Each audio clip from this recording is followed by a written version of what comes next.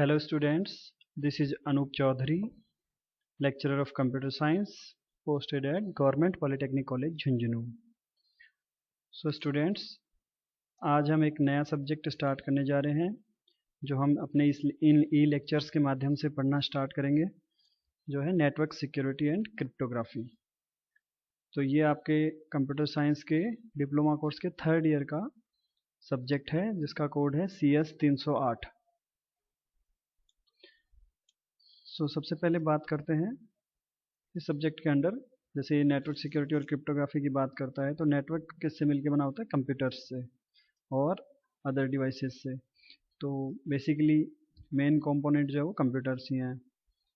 तो computer security की बात करते हैं. सबसे पहले कंप्यूटर सिक्योरिटी क्या होती है? Computer security refers to the techniques for ensuring the data stored in a computer cannot be read or compromised by any individuals without authorization. यानी कि कंप्यूटर में हमें कंप्यूटर सिक्योरिटी किसके लिए लगानी है, किस लिए वो टेक्निक्स लगानी है ताकि कंप्यूटर सेफ रहे. सबसे क्रिटिकल एलिमेंट हमारा डेटा या इंफॉर्मेशन है, उसे हमें प्रोटेक्ट करना है. उसके लिए ही computer security and then network security जो है वो लगाई जाती है. तो डेटा जो कंप्यूटर में स्टोर्ड है उसे कोई अनऑथोराइज्ड पर्सन मॉडिफाई ना कर सके, कॉम्प्रोमाइज ना कर सके या रीड भी ना कर सके विदाउट परमिशन. तो उसको इंश्योर करने के लिए जो टेक्निक्स यूज़ की जाती हैं वो कंप्यूटर सिक्योरिटी के अंडर आती हैं. तो it's the ability of a computer system to protect information with respect to confidentiality, integrity and availability. तो it's the ability of a computer system. ये कंप्यूटर सिस्टम में की अपनी एक क्षमता है टू प्रोटेक्ट इंफॉर्मेशन. किसको प्रोटेक्ट करने की? इंफॉर्मेशन को प्रोटेक्ट करने की. और किस संबंध में? इंफॉर्मेशन में क्या प्रोटेक्ट करना है? इंफॉर्मेशन की बेसिक 3 प्रॉपर्टीज़ होती हैं, वो तीनों प्रोटेक्ट होनी चाहिए, उनके मेंटेन होनी चाहिए तीनों प्रॉपर्टीज़. उसके लिए हम इंफॉर्मेशन को प्रोटेक्ट करते हैं और कंप्यूटर में कंप्यूटर सिक्योरिटी लगाते हैं. वो 3 प्रॉपर्टीज़ कौन सी हैं? Confidentiality, integrity and availability. ये तीनों प्रॉपर्टीज़ जो इंफॉर्मेशन की हैं उन्हीं के लिए, इनको मेंटेन करने के लिए ही कंप्यूटर सिक्योरिटी अप्लाई की जाती है. वो टेक्निक्स अप्लाई की जाती हैं जिससे ये इंफॉर्मेशन हमारी प्रोटेक्टेड रहे. अब ये तीनों प्रॉपर्टीज़ को हम डिटेल में आगे पढ़ेंगे. सबसे पहले इससे भी पहले बात करते हैं कंप्यूटर सिक्योरिटी से भी पहले, व्हाट इज सिक्योरिटी? सिक्योरिटी क्या है? तो जैसे आप जानते हैं सिस्टम, या हम कंप्यूटर सिस्टम को बोल रहे हैं कि सिस्टम जो है आपका, उसकी एक तो करेक्टनेस होती है और एक उसकी सिक्योरिटी होती है. तो आपने जो सिस्टम यूज़ कर रहे हैं आप, वो एकदम करेक्ट चल रहा है और वो सिक्योर है. ये दोनों अलग अलग बातें हैं. किस प्रकार? If user supplies expected input, system generates desired output. That is called system correctness.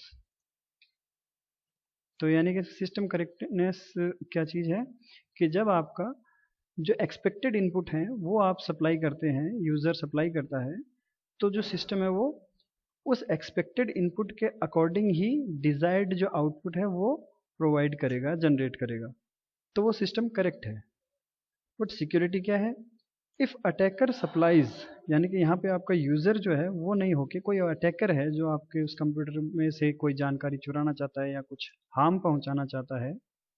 तो if attacker supplies unexpected input, यानी कि जो इनपुट सिस्टम में एक्सपेक्टेड नहीं है, अगर अटैकर वो सप्लाई करता है तो system does not fail in a certain veg. यानी कि आपका सिस्टम फेल नहीं होना चाहिए किसी भी प्रकार से. उसे हम कहते हैं सिक्योरिटी.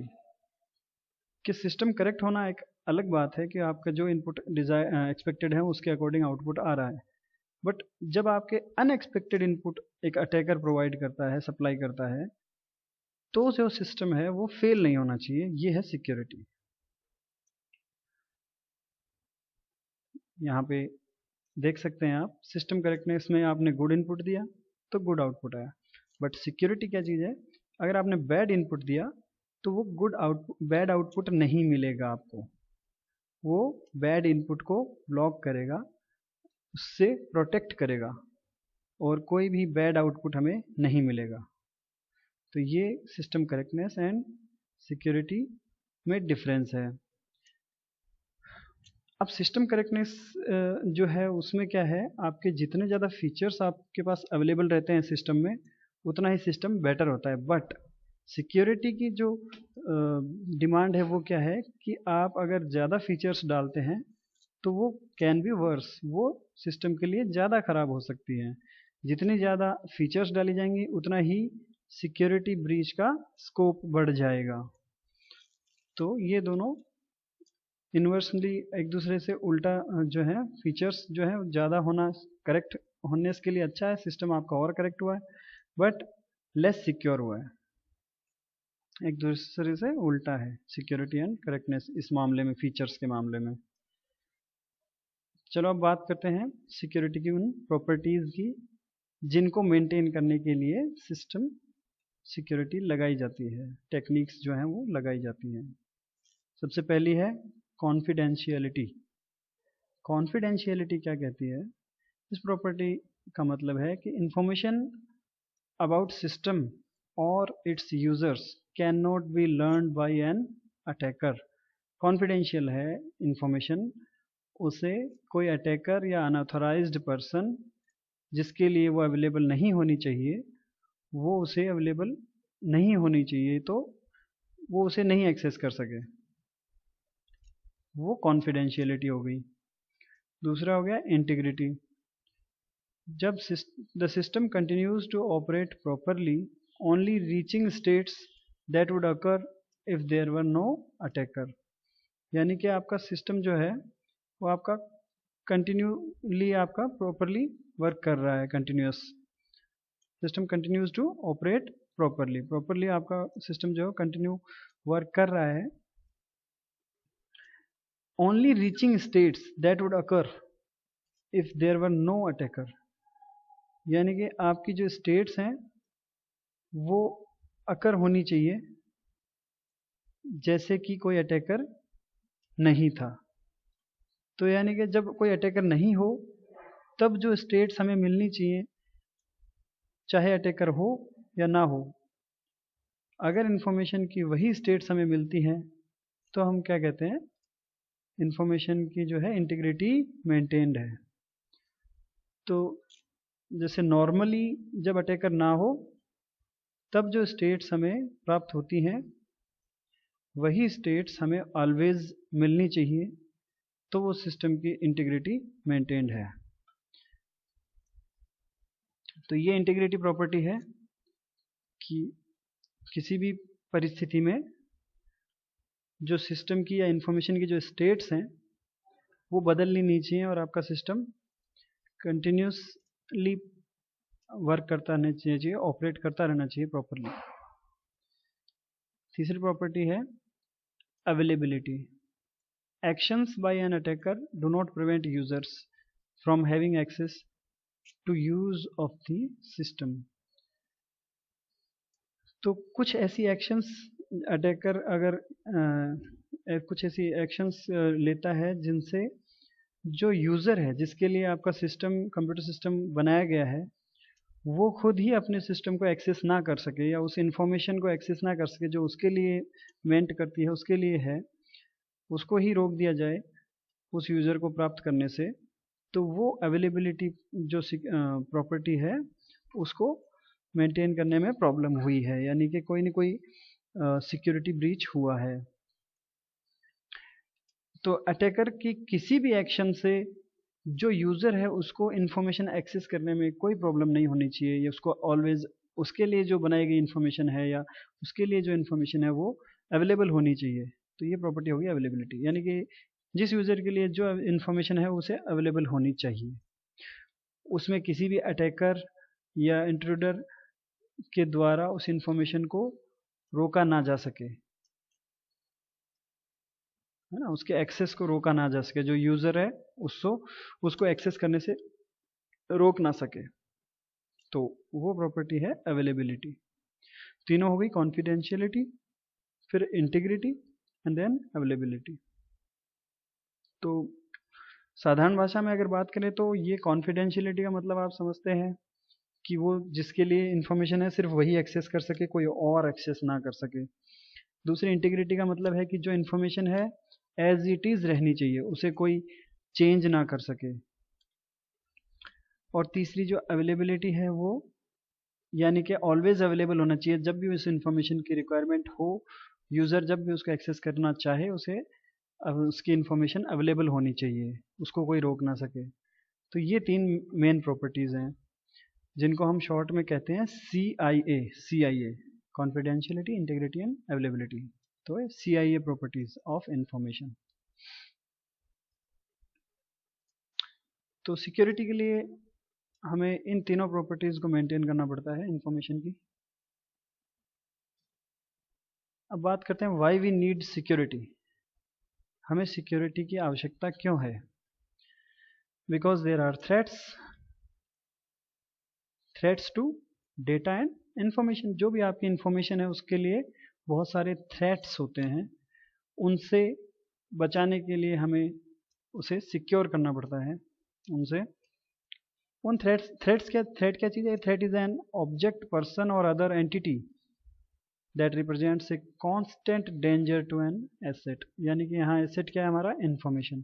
तो इंफॉर्मेशन के लिए कांस्टेंट, लगातार कोई डेंजर बना रहे, तो उसको हम क्या कहेंगे? थ्रेट। अब थ्रेट कैटेगरीज की बात करते हैं, किस किस प्रकार के थ्रेट्स हो सकते हैं इंफॉर्मेशन के लिए। एक्ट ऑफ ह्यूमन एरर और फेलियर, तो इंसानी भूल या इंसान का कोई गलती जिसकी वजह से इंफॉर्मेशन को थ्रेट रहता है।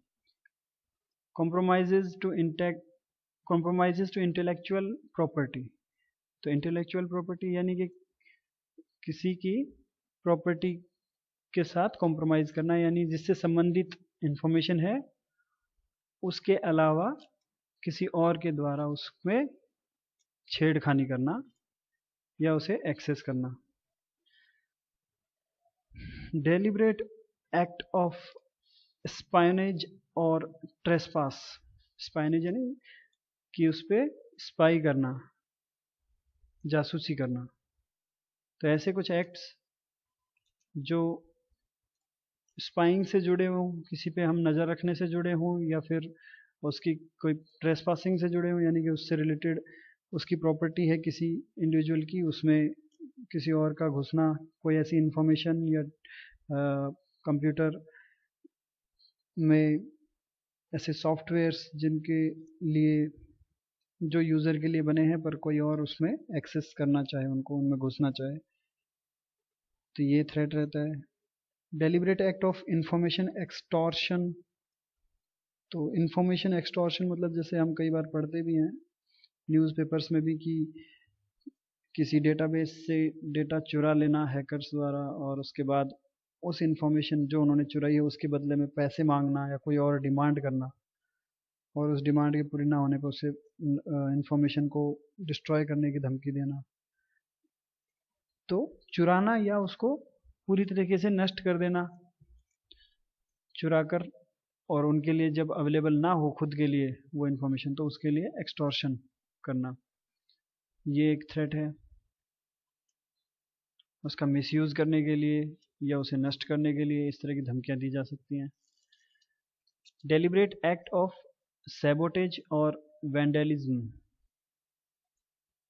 यानी कि जानबूझकर किसी चाल के तहत किसी ऑर्गेनाइजेशन को मतलब बर्बाद करना चाहता है कोई, तो उसके लिए उसकी इंफॉर्मेशन उसके डेटाबेस में घुसकर और उसको नष्ट करना, और या फिर उसके डेटाबेस को नष्ट करना, या किसी बदले की भावना से, कंपटीशन की भावना से, या जस्ट एक डिस्ट्रॉइंग नेचर की वजह से कोई हैकर या फिर कोई इंट्रूडर ऐसा काम करे, तो वो एक थ्रेट रहता है इंफॉर्मेशन के लिए।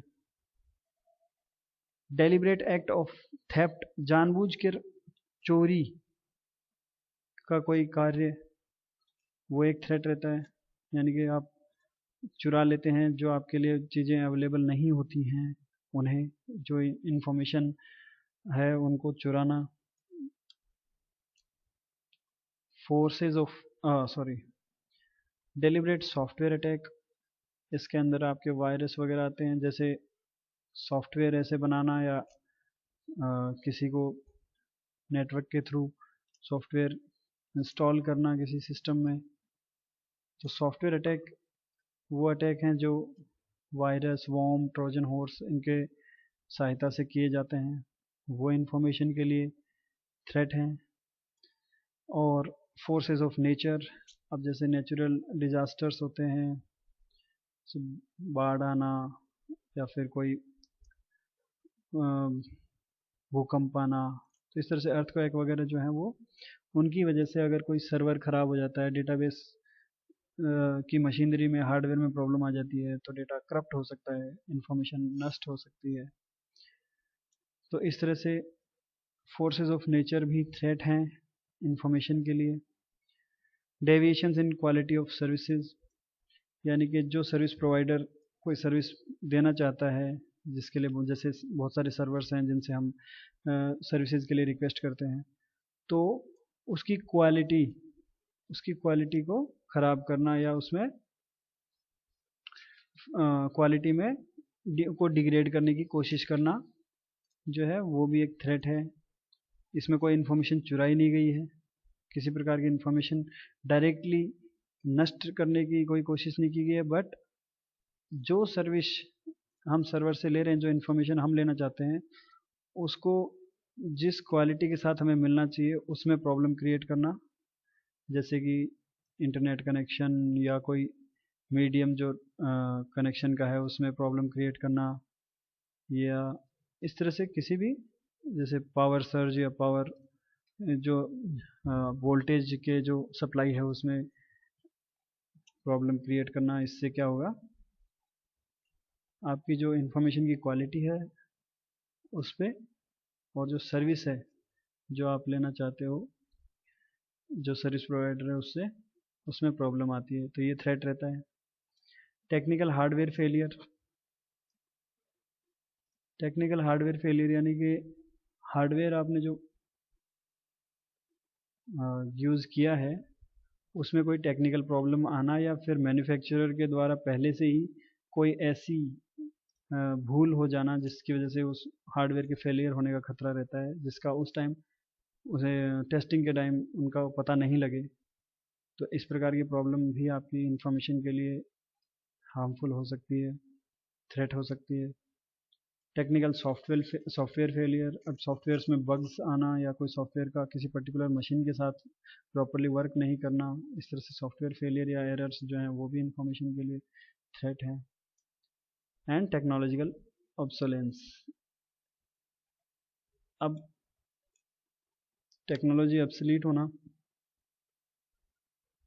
यानी कि कुछ न्यू टेक्नोलॉजी के साथ साथ पुरानी टेक्नोलॉजी को अगर यूज़ कर रहे हैं और उसे अपग्रेड नहीं कर रहे हैं, तो उसकी वजह से भी इंफॉर्मेशन को थ्रेट हो सकता है। तो ये कुछ रीजंस हैं, और ये थ्रेट के अलग अलग कैटेगरीज हैं, रीजंस के अकॉर्डिंग किस प्रकार के थ्रेट्स इंफॉर्मेशन को हो सकते हैं, और इन सभी थ्रेट्स से बचाने के लिए ही हमें सिक्योरिटी की ज़रूरत पड़ती है। तो why we need security to protect our information from these kind of threats. Briefly हमने देखा ये सारी थ्रेट्स की कैटेगरीज क्या क्या हैं और उनमें क्या क्या हो सकता है। तो ये स्लाइड एक बार गो थ्रू कर लेते हैं पूरी।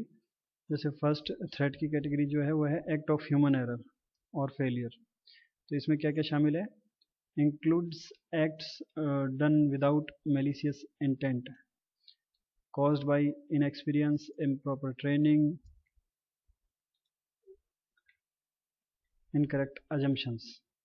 यानी कि ये किस प्रकार से हो सकता है ह्यूमन एरर, कि इनएक्सपीरियंस की वजह से, इम्प्रॉपर ट्रेनिंग, इनकरेक्ट अजम्पशंस अगर लेके चलें तो उनकी वजह से भी। अदर सर्कमस्टांसेस क्या हो सकते हैं, जैसे employees makes mistakes and that can easily lead to the following, revelation of classified data, यानी कि रिवेल कर देते हैं आप क्लासिफाइड डेटा जो नहीं किसी को पता होना चाहिए वो सबके सामने आ जाए, entry of erroneous data, accidental deletion और मॉडिफिकेशन ऑफ डेटा, ये सब एम्प्लॉयज़ के द्वारा मिस्टेक्स की वजह से किए जा सकते हैं जो ह्यूमन एरर या फेलियर का कारण बनते हैं और एक थ्रेट बन जाते हैं इंफॉर्मेशन के लिए। Many of these threats can be prevented with controls। अगर प्रॉपरली कंट्रोल्ड वे में एम्प्लॉयज़ को इंफॉर्मेशन को एक्सेस दी जाए तो इनको कंट्रोल किया जा सकता है। सेकेंड थ्रेट हो गया compromises to intellectual property, the ownership of ideas and control over the tangible or virtual representation of those ideas। तो जो आइडियाज़ हैं और वर्चुअल रिप्रेजेंटेशंस या tangible representations of those ideas हैं, उनके ऊपर किसी और का कंट्रोल करना या उनकी ओनरशिप किसी और के द्वारा चुरा लेना, ये उसको कॉम्प्रोमाइज़ करना, ये एक थ्रेट रहता है। जैसे और इनसे बचने के लिए भी बहुत सारी संस्थाएं जैसे many organisations are business to create intellectual property, जैसे कि ट्रेड सीक्रेट्स हैं, कॉपीराइट्स हैं, ट्रेडमार्क्स हैं, पेटेंट्स हैं, इन सब के द्वारा क्या किया जाता है, इंटेलेक्चुअल प्रॉपर्टी क्रिएट की जाती है, यानी कि किसी आइडियाज़ को या किसी वर्चुअल रिप्रेजेंटेशन ऑफ आइडियाज़ को सेव किया जाता है, बचाया जाता है, ताकि उसकी ऑनरशिप जो है वो प्रोटेक्ट की जा सके। तो उसके साथ छेड़छाड़ करना, यानी कि आप जैसे पायरेसी करते हैं, कॉपीराइट्स जो है उनको प्रॉपर वे से ख़रीद कर नहीं यूज़ करके उनकी पायरेसी करते हैं। इस तरह की बहुत सारी चीज़ें हैं जो थ्रेट होती हैं।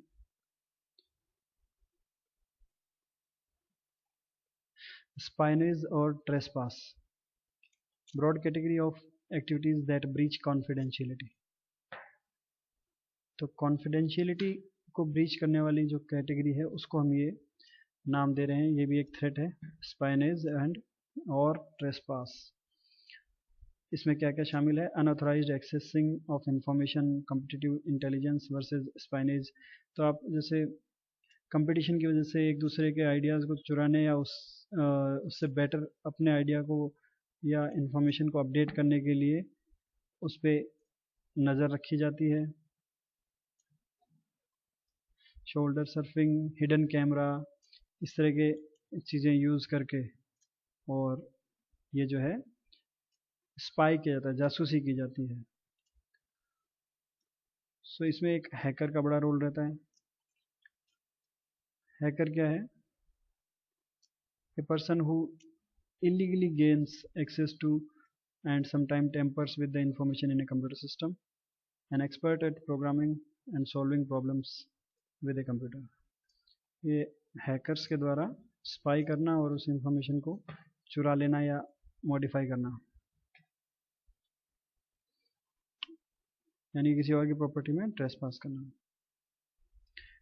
इंफॉर्मेशन एक्सटॉर्शन, जैसे मैंने बताया कि इंफॉर्मेशन चुरा कर उसका मिसयूज़ या उसको नष्ट करने की धमकी देकर और उसके एवज में कुछ मांगना, पैसा या कोई और डिमांड।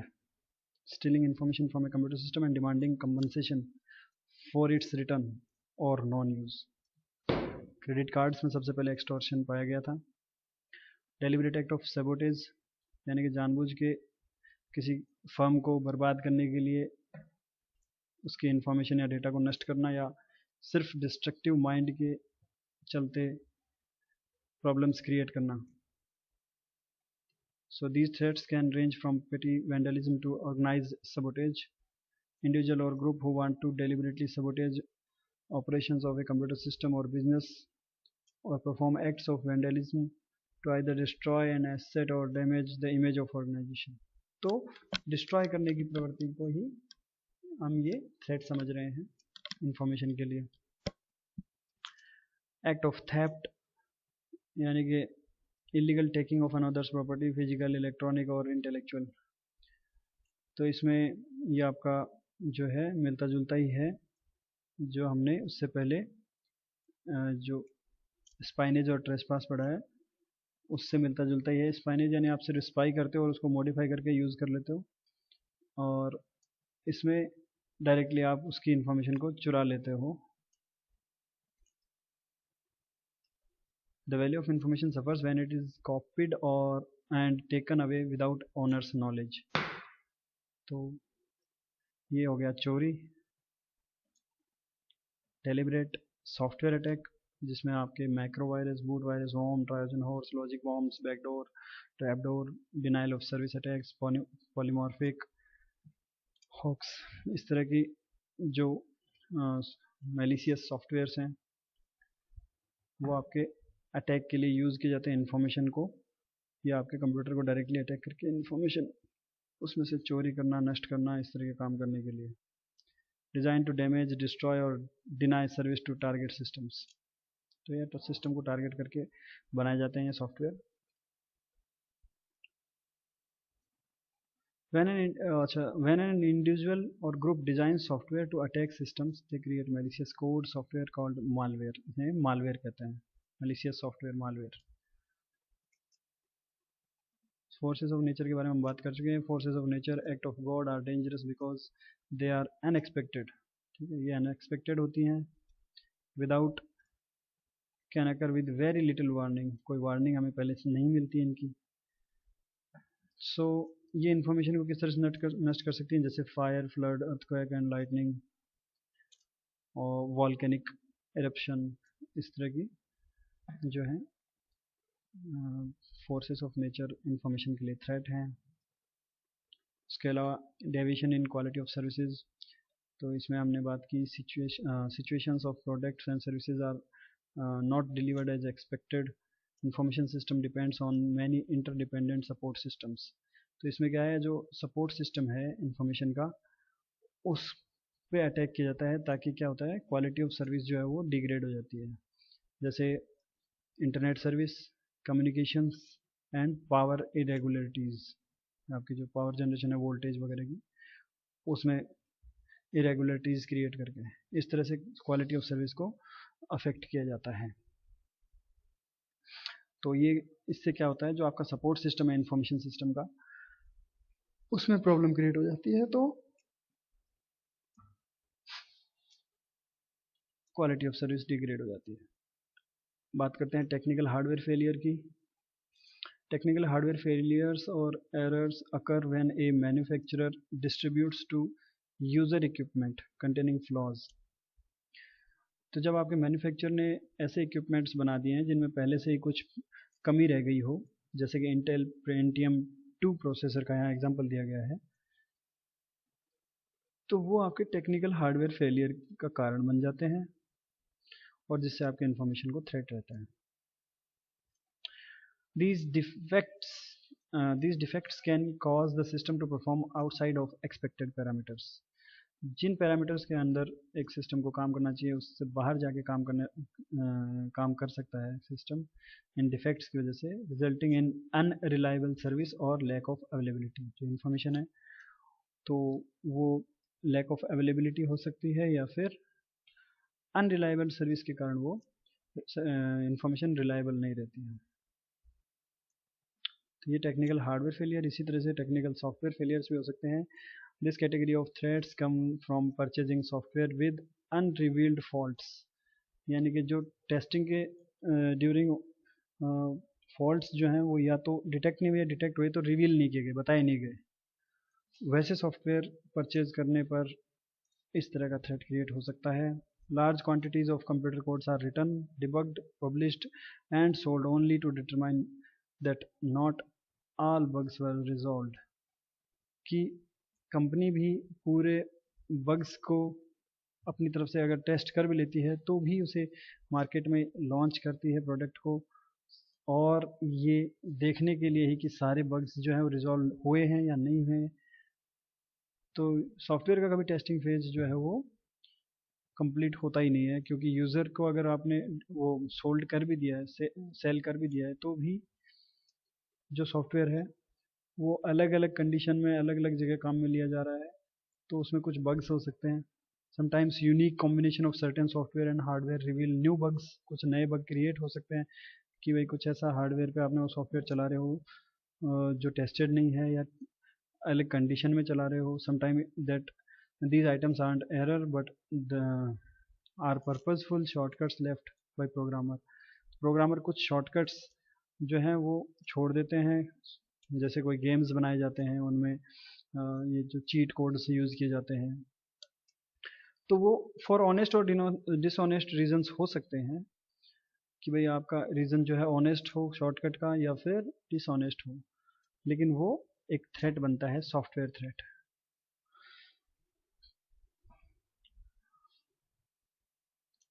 टेक्नोलॉजिकल ऑब्सोलेस, ये जैसे आप when the infrastructure becomes antiquated and or outdated, it leads to unreliable and untrustworthy systems। जब आपका टेक्नोलॉजी जो है, इंफ्रास्ट्रक्चर जो है वो पुराना हो जाता है तो वो ट्रस्टवर्दी नहीं रहता है, अनरिलायबल बन जाता है। Management must recognise that when technology become outdated there is a risk of loss of data integrity to threats and attacks। so risk हो जाता है थ्रेट्स एंड अटैक्स का डेटा इंटीग्रिटी के लिए अगर आपकी टेक्नोलॉजी आउटडेटेड हो जाती है तो। Ideally proper planning by management should prevent the risk from technological obsolescence, but when obsolescence is identified, management must take action। so technology must be updated properly so that attacks and other kind of threats can be prevented। so इस तरह से need of technology, need of जो security है, information security, वो cover करती है threats को, यानी कि हम किस प्रकार के थ्रेट्स से बचने के लिए वो जो सिक्योरिटी टेक्निक्स लगा रहे हैं वो क्यों लगा रहे हैं। आज के लिए इतना ही काफ़ी। Thank you.